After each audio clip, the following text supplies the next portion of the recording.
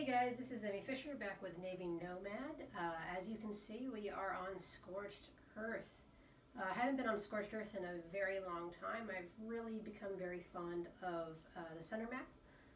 It just rains so much and there's so much water, and for someone who lives in the middle of a desert, this is something that we see more often in movies and video games than we do in real life.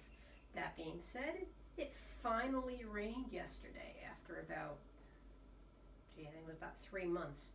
Hasn't rained for about 3 months. So like I said, desert. So I thought I'd pop over to Scorched Earth and do another sort of starter tips and tricks, similar to the one that I did for the center map, which I will upload or have uploaded at this point at the same time as this video. Now I know I haven't done some videos in a while, and that is because I was out of town at a teaching conference for a while, and I was out of town at my parents', so I haven't really been anywhere near an Xbox to be able to do anything. Anyway, so what I'm going to do in this video is kind of give you some tips and tricks for things that I like to do when I first start off on Scorched Earth. Now, really quickly, in terms of how I set up these stats for each game before I start, I don't really change too much in that sense. I don't really do much to gather rates or anything like that. I do up taming because nobody's got time to wait around for hours to deal with that stuff, particularly those of us that are, have day jobs and are casual gamers and aren't people that, do this for a living. So I do turn that up. I also, for all of my maps, not just Scorched Earth, really put the dino count pretty low. Alright, we're talking, I think, less than 0.2 or whatever it is. There's a reason that I do that. Number one, to make it more realistic. Just like when you go out, in the real world here, yeah, you see birds and stuff like that, but you're not seeing a bunch of larger wild animals until you push further and further into the wilderness, and even then, it's sort of that universal thing. Whenever somebody sees a deer, you're like, oh, deer, you have to point it out because it's not this regular occurrence. So unless you happen to walk into the middle of a herd of elk, which I have done, it's not like there's a plethora of animals out there either. Now, we're not even going to talk, once again, about that predator-prey ratio that we have in ARK. Obviously, that's completely off-kilter. There would be a lot more prey animals than there would be predatory animals, but this is a video game, so they need to up the ante, I guess. Now you might think, well, reducing the amount of animals makes it easier, right? Well, not necessarily. Does it help you avoid getting spawn camped on a map like, Scorched Earth? Yes. That being said, the environment in Scorched Earth is just as quick to kill you as any animals you may accidentally run across. But it also, it cancels itself out. It doesn't make it harder, it doesn't make it easier, because, once again, if you're looking for, you need to get meat, you need to get hide. These are early game resources that you really need, and if you drastically reduce the amount of animals out there, it becomes much more of a challenge, particularly early on when you need hide for, early saddles, bolas, things like that. Additionally, reducing the animal count is really going to impact the number and choice of animals that you may wish to tame for early in-game tames. I'm the type of person that doesn't like tame stuff right away, unless it happens to be, a dodo that crossed my path, or a jerboa or something, something I can carry. I generally don't tame animals fairly early on. I like to get myself established, get myself a point that I can come back to regardless of whether I have a bet or not. And tames are something I don't really focus on immediately. So yeah, those are basically how I've got most of those set up. I do play around with day and night cycles sometimes, things like that. But for the most part, those are the key things that I really focus on here. So what I'm going to do is I'm going to go and find a location that I can start showing you these tips and tricks for, and give you some ideas for how I like to start a game on Scorched Earth. This doesn't apply to all of the other maps for the most part because of the unique environmental obstacles that you come across in Scorched Earth. So give me a sec and I will go and find a water vein, a location to demonstrate this for you, and then we'll come right back.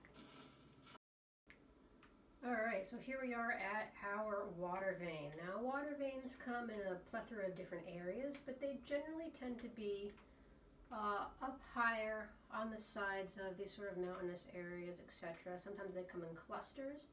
It's actually a cluster of 3 right down over there. So if you're looking for a larger building area, you can go and do this same technique I'm going to show you with that cluster of 3 down there. I like building on water veins because there's generally less creatures higher up around them. If you really want a challenge, and that's being relative on this map because the whole map is a challenge, you can of course go and build at the oases or down where there's actual, areas and ponds of water. There are going to be more predators and more animals in general in that area. Things like capros, raptors, terrorbirds, etc. You're going to get a little bit less of those kind of up and out of the way where these water veins are located. Alright, now what I like to do when I find my water vein is, of course, you're going to put down your 1x1 hut. Now you're going to want to do this if you're going to follow this particular building style right alongside it here. Okay, so a couple of ways that you can do this. You can either center it, or you can set it aside like so. Alright, now a water vein is approximately 2 foundations wide with a little bit of overlap. That overlap will probably disappear once you actually put a water well on it. Now, you can do this particular technique in a couple of different sizes. So let me explain what I like to do. On the other maps, my number 1 goal is not necessarily to get a base started because you've got resources readily available, and by resources I am referring to water in this particular instance. It's not hard to find water for the most part on the other maps. So my number 1 goal is to level up a bit, get my tools, and get to the point where you can build a wood ladder. Alright, then I like to work my way up onto a cliff somewhere or something like that. So if water were less of an issue, that pinnacle over there or one of these plateaus would be a perfect place to build a base up in the side of the cliff. All you do is you build a foundation at the bottom, build a ladder, as high as you want to, either to the top of the cliff if it's a plateau, or just as high enough as you want, so you think you'll be safe from something attacking you. And you just stick a foundation directly into it. The foundations in this game, even if they're not cliff platforms, will stick usually to practically anywhere on the side of a cliff because the cliffs are not sheer. So what you can do is you just stick a foundation somewhere, and then you take ceilings and you put a ring of ceilings around it on one side, and boom, you've already got generally about a 2x3 space that you can build off of. Now, yeah, the ceilings will go out one more layer, but then you can't place anything on the edges of those, like walls or railings, without foundational support. So later on, you can definitely build off of that with pillars, etc.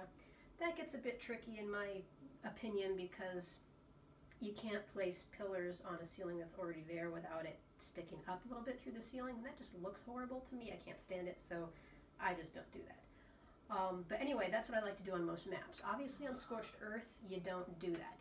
You don't do that because water is your number 1 priority. If you do not get water, you will die again and again and again.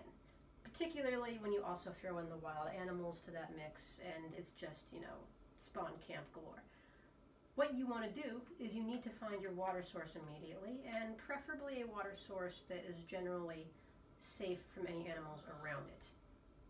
If that means that you have to die several times chasing animals away from your water source, or having them chase you away from that water source, that's fine. But once you get your bearings on this map, and if you respawn in generally the same location, it becomes a little bit easier to find out where you are.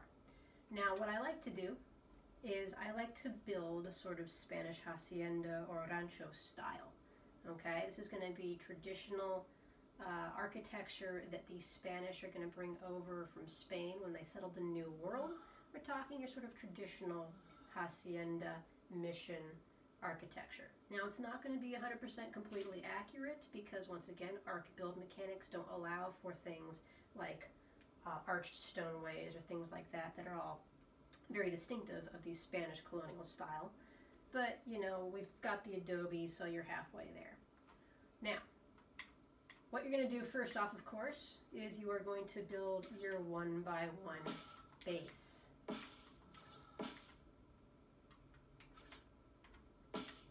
And this is just going to be somewhere that you can go for protection, to hide, and to get out of the sun. Alright? Now, what can you fit in here? You can fit everything that you're going to need right at the beginning, which is going to be basically, let's see, where's the bed? They never put the bed where it needs to be. There we go. This is primitive plus. Once again, if you, this counts for either way that you're doing this. Alright, so you can fit, that's, you can never get these things placed properly.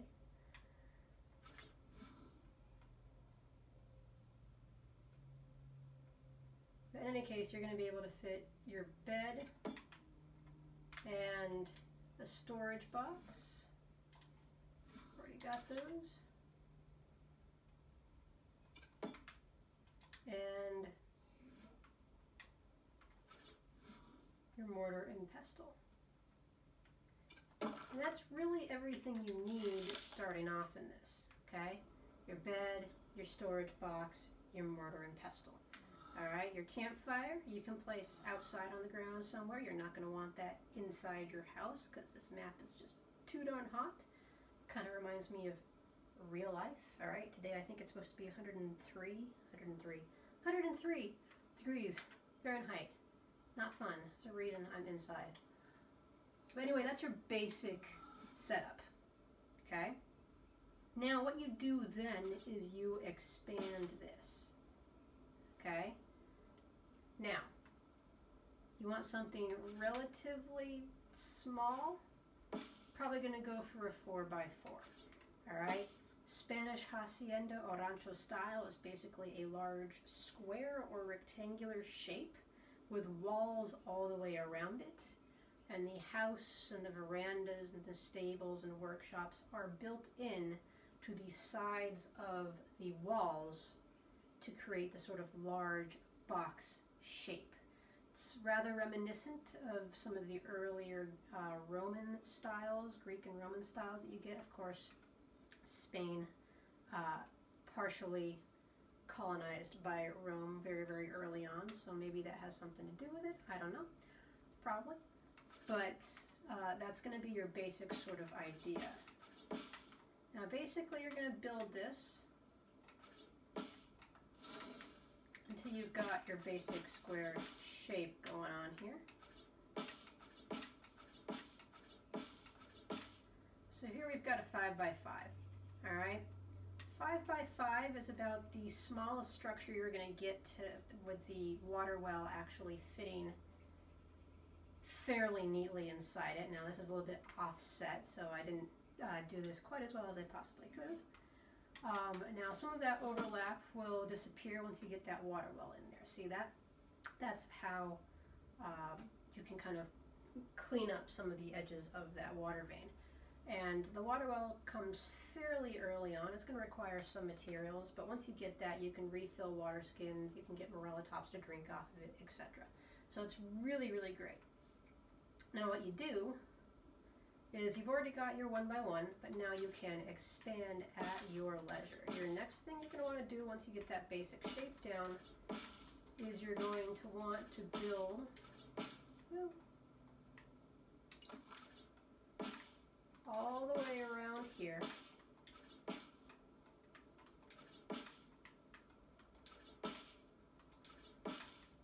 with walls.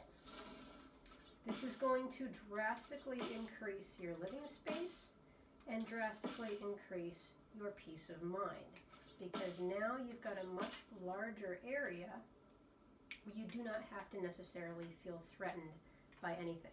And if you're up here next to the water veins, etc., you're not going to have really any trouble with any creatures that are large enough to step over one level, one height. You're going to have the foundation to contend with, and you're going to have the one wall height. Raptors are not going to get over that. Terror birds are not going to get over that. Sabers are not going to get over that. Daedons are not going to get over that.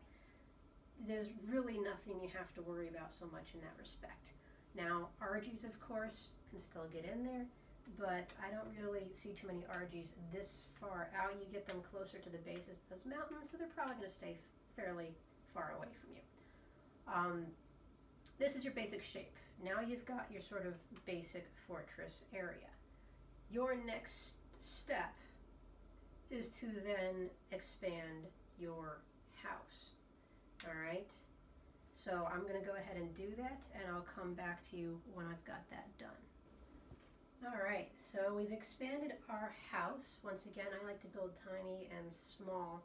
So here we've got a house that is, 3 foundations. Play around with the shape. It does not have to be a square. It does not have to be a box, a way that you can make things look a lot cooler, even if it isn't a box shape or an L shape, is to throw in some sloped roofs. So throw in some flat roofs, some sloped roofs, and this will automatically help you create a style or a look that doesn't look so bad.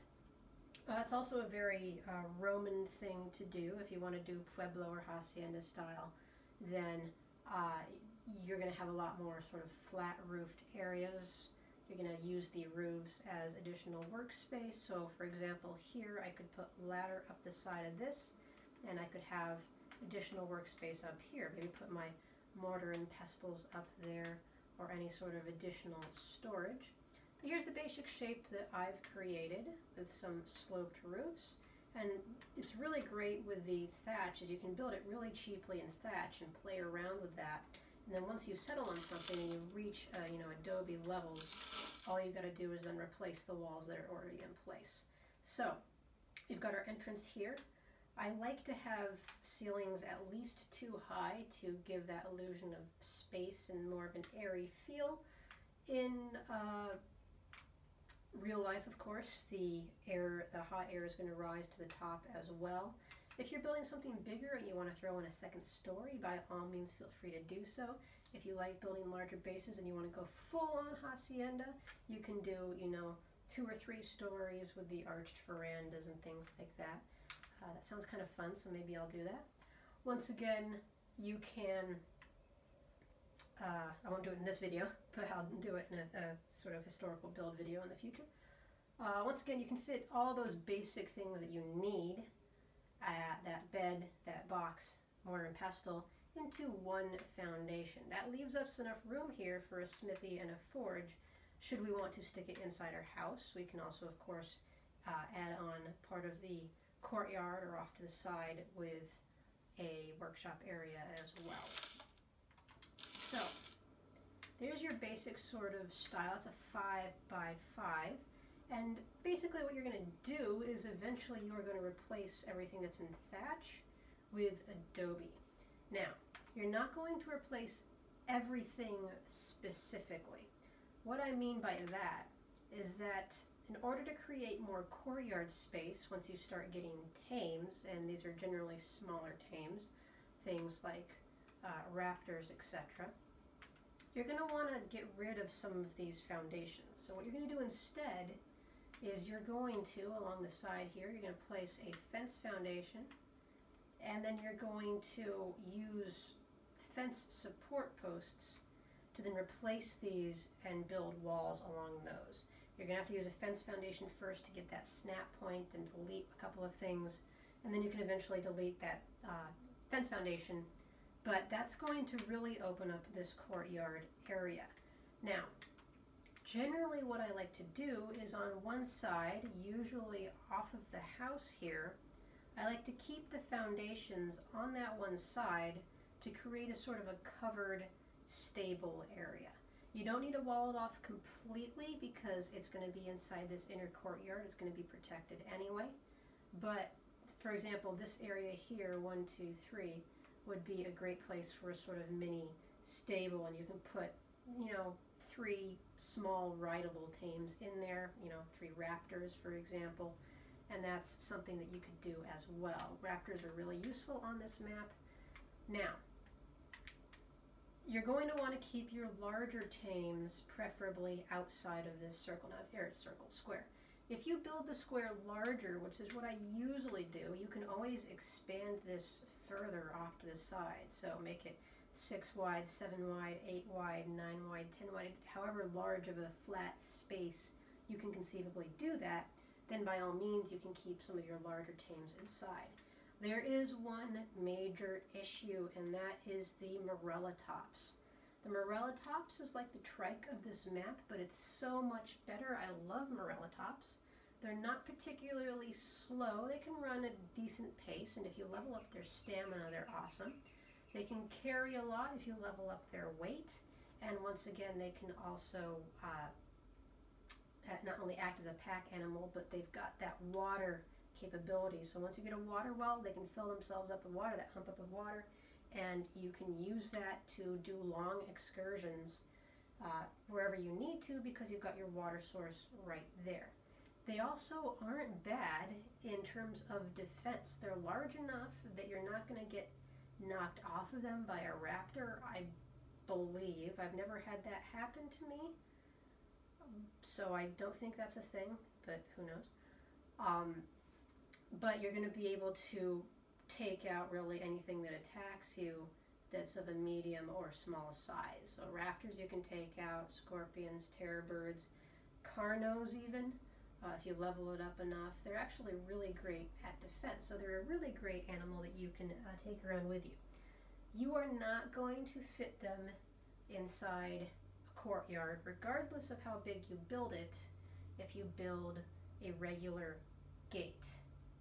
It looks like it ought to be able to fit through, but it doesn't with the gate in it. Alright? Now, if you put the gate frame up, but you don't put a gate in there, then the Morellatops can fit through it. However, the idea is that you want to keep your tames and stuff on the inside protected. You're going to want to put a gate there. You put that gate there, Morellatops can no longer get inside. There are 2 solutions to this problem. They're not as great as being able to fit a Morellatops inside something with a gate on it, but here are my 2 solutions. There's technically 3 if you want to delete and replace the gate every time you move them in. I don't like to do that. Number 1, leave your Morellatops outside, next to the house. Alright, if you've got the foundations down, there's a certain radius where things aren't going to spawn, so the only things that are going to get up there are things that wander up there. Morellatops, like I said, if you level it up properly, pretty good at defending itself. Just make sure that they are on neutral. Alright? That being said, Morellatops will probably take out whatever's attacking you, whether it's a raptor or 2, and then you've got free hide, free meat. Alright? If you tame more than 1 Morellatops, you got 2 or 3 or whatever, always good to have a backup, then they're going to be able to take care of themselves just fine. Alright? Other option, you build a behemoth gate. I don't like behemoth gates because they're huge and ugly. I don't even like regular gates because they're huge and ugly, at least for a building or a style like this. If you're building a large hacienda, then by all means build a gate. But it doesn't really look the greatest because it's just kind of so tall and there. You want them inside though, you need to build a behemoth gate. Another option, you build a regular gate, you don't put a gate on it. Alright? Sometimes the regular gate looks okay if you work it into the design, and you can get your Morellatops in and out, because you're going to want them to have access to that water well in any case. If you position them sort of facing towards the open gate frame, and then have any other, you know, more defensively or you know, good attack tames at that entrance, anything that wants to attack you and wanders through that gate will be taken care of by those tames. So that's sort of your other option. I have done both of those. Now what I like to do once I've got this inner courtyard area is I like to extend a corral off to a side somewhere. And that corral is usually a little bit bigger, swings around a little bit, and then you can fit larger tames, etc. wherever you need to. If you plan ahead or you want to rearrange stuff later in game, you can also make that well part of the outer courtyard rather than the inner courtyard. Of course, in early game, you're going to want that well on the inner courtyard so that you've got your water source readily available and you and the water protected. So those are my tips and tricks for starting off in Scorched Earth. I'll show you really quickly at the end here what this would look like in Adobe, give you some ideas, and then that will be the end of the video. Alright guys, so there you have it. You've got, it's the exact same floor plan as what we previously had, only you can see I added on that little sort of side stable area.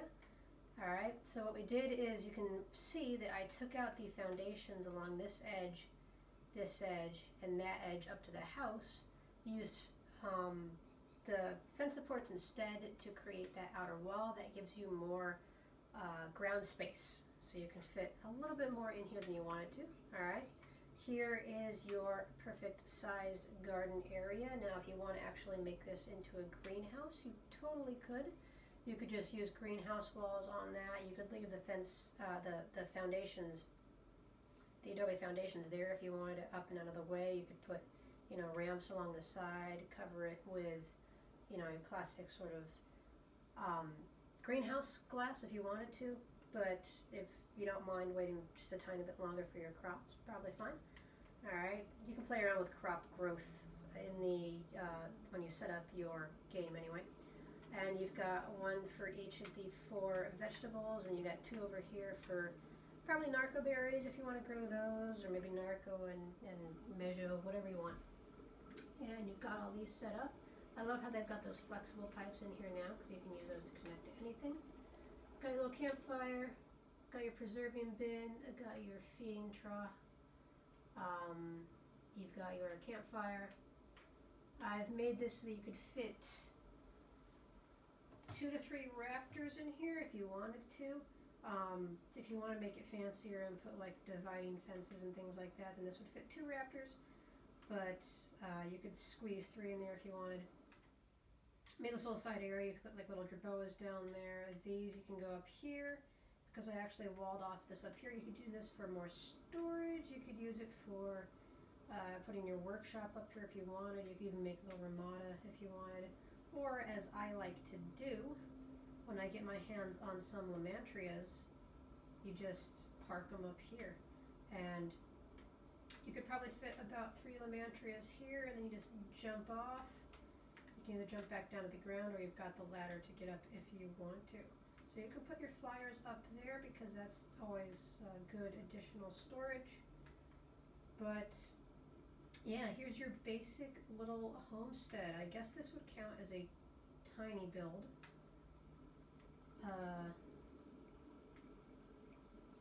This is small in my mind as a PvE solo player, but I guess it's tiny for the rest of the art community. Go in here, you got your bed, storage box, mortar and pestle, larger storage box. It does stick a little bit through the wall, so I have room for the door there, but it doesn't look bad on the other side. It just looks like a piece of wood or something. Smithy, refining forge. I like using the wood windows and doors with the adobe to give it that more sort of historical Roman feel, or just historical feel in general. But yeah, this is sort of a basic starter base, tiny sized I guess. You got flyer storage, got some tame storage, all the tools and workshop things you need, and a little garden area all around that sort of central well. Now once again, you could use fence foundations, etc., and create an even larger corral on the outside of this or off to one side, or if you've got an area where you've got some partial cliffs on one side, you could also do that.